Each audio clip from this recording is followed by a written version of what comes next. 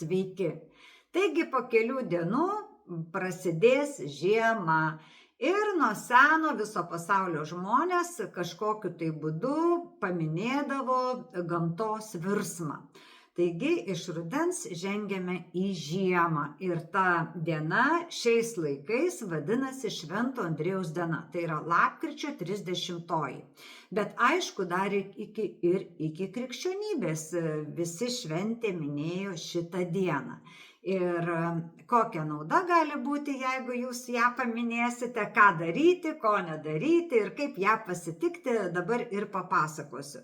Bet pirmiausia, spauskite patinka, prenumeruokite mūsų kanalą, spauskite Facebooką mūsų stebėti ir aišku, jeigu norite asmeninių konsultacijų, rašykite man į Messengerį, derinsime jums patogų laiką.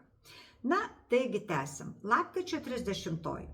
Seniau žmonės pradėdavo ruoštis jai jau prieš kelias dienas. Tai yra patalų keitimai, valymai langų, stiklų gal valymas, ten užuolaidų keitimas. Na, visa tai, ką darydavo tais laikais, kas buvo priimta kaip švaros simbolis, viską valydavo, visos kerteles išvalydavo, nežinau, po lentynom, po lovom, nes būtent labiau valydavo netgi būtent šitą dieną prieš žiemą negu, pavyzdžiui, prieš Kalėdą, kaip tais laikais.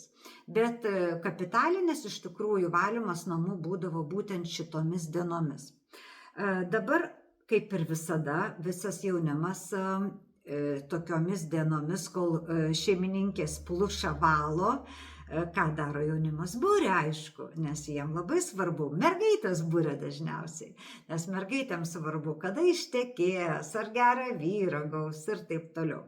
Vienas iš populiariausių tokių burtų būdavo vaško liejimas, karštam vandenį ištirpina vašką ir lieja į šaltą vandenį ir kokia figūra susidarys, tai pagal tai ir spręsdavo. Nu, pavyzdžiui, jeigu širdis, tai ištekės šiais metais, jeigu tenais tiltas, tai kažkoks pavojus gali būti, jeigu ten kalnas, tai gal tikslą pasieksi, na ir taip toliau. Čia jau pagal tų laikų tradiciją, aš tai pasakiau, kaip aš suprantu savo tą tradiciją, reiškia skaitimo iš vaško, bet mano tai nebūtinai yra teisinga, tiesiog mes žinot, kad jeigu jau nusistatom kažkokios tai įvaizdį, vaizdą, į pasąmonę, tai taip ir yra. Bet iš tikrųjų jūs patys galite kažkur persiskaityti ar patys susikurti savo kažkokios tai reikšmės vaško liejimo.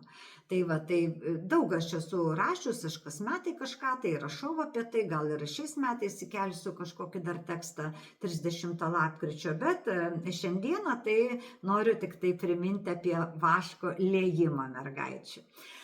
Na, dar tiesa, mergaitės kaip ir dažniausiai per metus kelis kartus būna buriama, tai barstydavo apie šulinį medetkų sėklas arba kanapių sėklas, tai yra, kad ištekėti. Gaspadoriai burdavo taip pat, kad būtų geras derlius, kad jis neiššaltų ir jie barstydavo miežių arba rugių sėklas. Na, rugių kai buvo rugiai, nes neaišku, kiek tie rugiai toje Lietuvoje buvo. Tai kažkokias tai sėklas, kurias sėdavo, gal irgi kanapių, gal linų sėdavo, bet irgi apie šulinį barstydavo, palaukėmis barstydavo, reiškia, buvo tokia tradicija. Ir manoma buvo, kad jeigu tai pribarstys sėklų visur, tai neiššals derlius. O gal dėl to, kad čia, aš taip išmastau, kad paukščiukai pales, tenais prižiūrės medelius, ten krūmelius, parazitėlius suvalgys ir vat irgi bus geras derlius.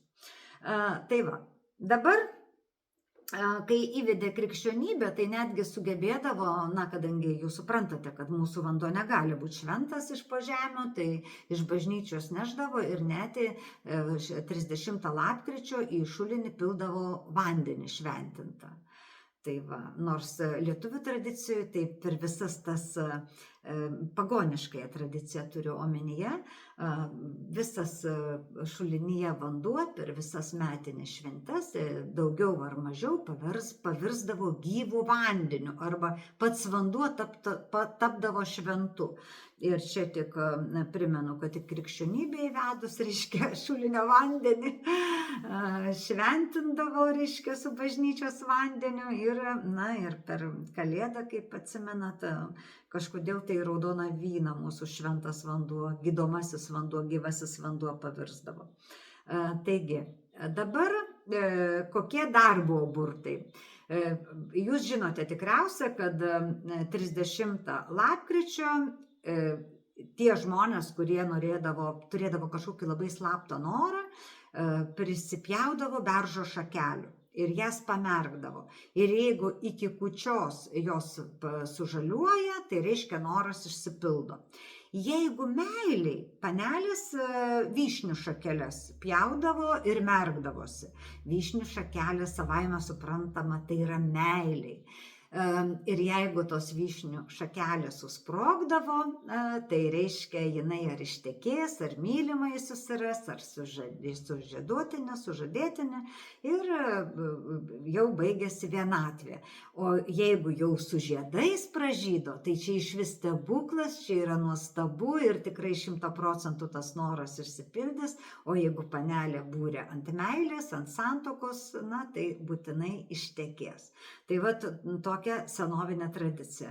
Tarp kitko ir jums labai rekomenduoju, kurie turite entuziazmo, prisipjaukite beržo šakelių ir pasimerkite, ką gali žinoti. Gal bus toks malonus sutapimas, kad beržo šakelės išsiskleis, o jūs, reiškia, bus jūsų noras išpildytas. Šiaip tai aš manau, kad tai yra teisinga, kadangi, kaip bebūtų, beržo šakelė tai yra gyvas sutvėrimas, o jūs pasakote ketinimą, vardan ko, kodėl ir kaip, kodėl jūs to norite. Ir aišku, tada, kai kažko sieki, tai ir gauni. Taip, kad čia, aš tiesiog manau, kad nėra stebuklų, yra tik žinojimo lygmuo. Ir jeigu tu žinai, kad tavo mintis ir kuo stipresnė, tuo labiau formuoja tavo norą arba sumaterializuoja tavo norą, tai čia liktai ir stebuklo ir nėra, tiesiog tu labai nori ir tu gauni. Taigi rekomenduoju norėti ir labai daug norėti iš gyvenimo. Tai dabar dar kas tą dieną yra labai svarbu. Neužmirškime, kad šiais laikais su 30 lapkričio prasideda ir pasnikas, organizmo valymas, ir kuris baigėsi kūčių dieną. Kūčios paskutinė pasniko diena. Tai ką tai žmogui gali duoti, kokią naudą? Pirmiausia, tai yra organizmas išsivalo nuo gleivių, kadangi nevalgome pieno, mėsos, žuvies ir jokių ten gyvūninės kilmės maistų. Tai yra puiku. Aišku, šiais laikais tai žmonės kažkodėl ir žuvį valgo, ir fermentinį sūrį, ir varškę, nors tai yra ne pasnikas, žinokite. Nes aš atkreipiau dėmesį tai, kad netgi graikai ne tik kad valgo, reiškia sūrį, tenais pieno produktų irgi nevalgo, žuvies stengiasi nevalgyti, tik vieną kartą savaitę valgo žuvį, jokios mėsos ir labai griežtai laikosi tarp kitko pasniko. Ir netgi aliejaus nepila. Ir stengiasi taip daugiau jau, jeigu ten sultis ar daržovių, nes jie daug daržovių valgo, ar ten iš burokėlių, ten nuoviro, ten tas vandenėlis, jau jie nebepila to aliejaus tokiais kiekiais kaip visada. Praktiškai iš vis stengiasi nenaudoti aliejaus salotom ir sriubo nebepila, nes yra pasnikas. Tai va, mums, kurie gyvename šaltame klimate, drėgname, kur ištisai šalta ir drėgna ir lietus, tai to reikėtų ypatingai laikytis, kadangi tai išvalo gleives, kurios ir sukelia šalčio ligas. Mes vadinam peršalimo ligas, bet jeigu imant Tibeto mediciną, vedinę mediciną, tai sako šalčio ligos, kur sukelia gleives, kurios sukelia temperatūrą po to, tam, kad išvalyti tas gleives. Tiesą pasakius, labai baisiuosi jaunimo, kuris geria ištisai žiemą iš buteliuko po lašelį vandenį, to lašeliniu būdu ištisai gurkšnoja. ir nesupranta, kad jie save sendina, kadangi iš vis vanduo yra vėsinantis produktas, o visi vėsinantis produktai yra sendinantis. O šaltas vanduo ypatingai.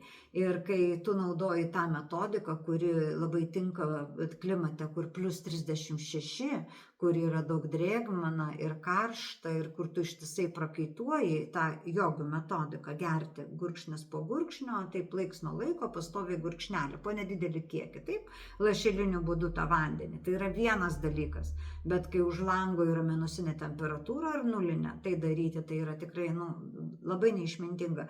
Todėl jeigu klauso mane žmonės, kurie taip daro, tikrai labai prašau, nedarykite to, nes jūs save tiesiog, be laiko pasendinsit.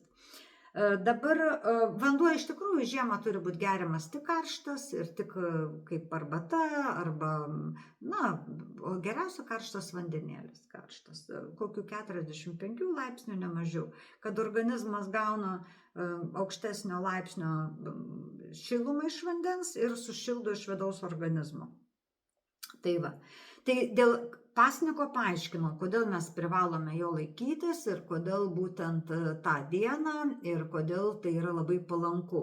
Nes tiesą pasakius, ir senovės lietuviai laikydavosi apribojimų dėl mitybos, kadangi visas darbo frontas persikeldavo jau po stogu į šiltesnes patalpas ir žmonės mažiau judėdavo ir jie suprasdavo, kad reikia ir mažiau maisto.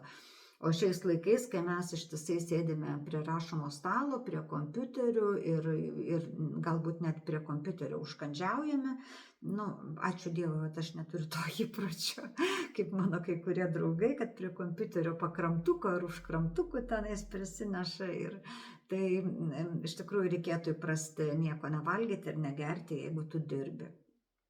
Bet čia jau kiti dalykai, čia ne su ta šventė susiję. Dabar ką dar darydavo lietuviai? Pirmiausia, šeimininkės užkalbėdavo vaistažolės, reiškia žolės, visokios šaknelės, kurios skirtos gydymui. Bet didžiausia garbė būdavo tą dieną atiduodama česnakui. Moteris česnaką užkalbėdavo gydymui. Reiškia, dalį česnako užkalba, kuris yra skirtas vaistams. Tai va česnakas ir vaistas jau buvo žinomas matyti jau tūkstančius metų. Ir lietuviai jį labai vertino kaip didžiausią sveikatos šaltinį. Net užkalbėdavo. Ir įdomu tai, kad jeigu nesunaudodavo vaistam viso tą česnako kiekio skirto vaistam, jo niekada nevalgydavo. Jis padėdavo, kad sudygtų. Ta prasme, sodinimui, bet ne valgymui. Jau tas užkalbėtas česnakas arba vaistams, arba į lysvę vėl, kad užaugtų naujos galvutės. Tai va, tai irgi buvo toks labai įdomus dalykas. Ir aišku, moteris tą dieną kažkodėl tomis dienomis iš tikrųjų, nes ten dabar 30 lapkričio Švento Andriejaus diena, bet tais laikais tai buvo kelios dienos, tai prieš pat žiemą, prieš trumpiausias, reiškia, dienas ir ilgiausias metų naktis, moteris gamindavo vaistus. Tai šiais laikais matyti hidrolatus galit gaminti, užpilti gal kokias žoleles, ar daryti mišinius sausus, ar tos pudrą, tų mišinėlių sumaišyti su medum ar su aliejum ir, gal susimalti kokį ten vėlgi, kažkokių tai sėklų mišinį. Tiesiog pamėginkite paeksperimentuoti. Netgi tokį paprastą dalyką, kaip pavyzdžiui ten pasisūdyti ar su druska susitrinti, susigrūsti sėmenų sėklų. Taip, nes sėmenys yra didelis vaistas ir nuostabus maistas ir vaistas. Tai vat pamėginkite irgi pabūti magėmis, burtininkėmis ir tom senovinėmis Lietuvos moterimis, kurios viena koja į gamtą, ta, kuri su žeme susijusi, kita remiasi galva į dangų, kur ten su kosmosu tuo didžiuoju susiję. Taigi pabūkime biškutį magėmis ir mėginkime gydyti šeimą ir tie vaistai padaryti jūsų tomis dienomis su meile, su šiluma, su atsidavimu savo artimiesiems atneš 1000 kart didesnės naudos negu kokie tenais pirktiniai vaistukai cheminiai. Tai va. Tai, žodžiu, teisingai, dar vienas dalykas. Jeigu Lietuvoje sulauksite 29 dieną, 30 dieną sniego, iš kurio galima lipdyti, tai irgi labai prašau, nusilipdykite, nors ir prie daugiaaukščio, daugiabučio, savo besmegenį, todėl kad jisai skaitosi kaip apsauga namų. Ir tai nėra, žinokite, kažkoks tai multiplikacinis herojus, tai yra labai senovinė tradicija lipdyti iš sniego besmegenius, kurie būdavo įvairių formų, reiškia iš sniego daryti visokias figūras, kurios, kai pavasarį ištirpsta, jos išsineša ir dalį bėdelių iš namų. Todėl tikrai nebijokite, kiekvieną kartą progai atsiradus lipdykite besmegenį. Ir tikrai jis atneš jums labai daug naudos, turiu galvoj, moralinės, gal ten dvasinės ir aišku materialinės, nes jeigu tau sekasi, jeigu tu esi sveikas ir laimingas, tai tikrai čia tiesiog manau, kad ir materialinė nauda yra. Tai va, nes fizinis kūnas yra mūsų irgi didelis turtas. Nes žinot, kaip rytų gydytojai sako, žmogus, kuris yra sveikas, nori 1000 dalykų. Kuris žmogus yra nesveikas, jis nori vienintelio dalyko. Tai yra sveikatos. Taigi dar kartą primenu, neužmirškite papasnikauti, pabadauti, paveganauti.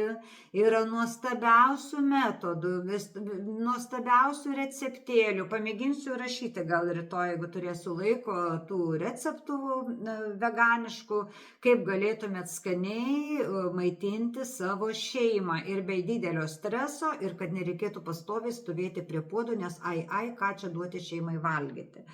Taigi, brangieji, labai prašau dar kartą mus palaikyti ir būkit sveiki ir laimingi ir norėkite 1000 dalykų. Taigi, iki.